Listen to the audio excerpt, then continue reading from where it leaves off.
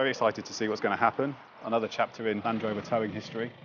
All on a standard Discovery Sport with very little modification. Only these casters to keep it on the rail. Let's tow.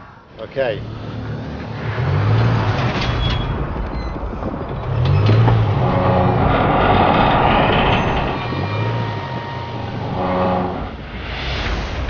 Everything's moving now.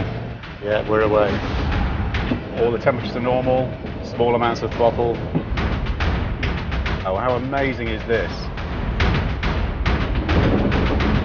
This car is lapping this up. This is such a moment of pride for me.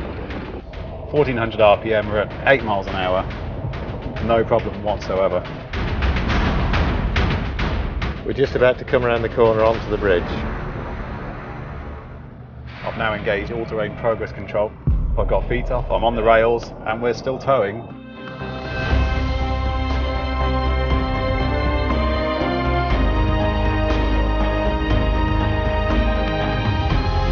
This is extraordinary. We're pulling 108 tonnes across this bridge with absolute ease.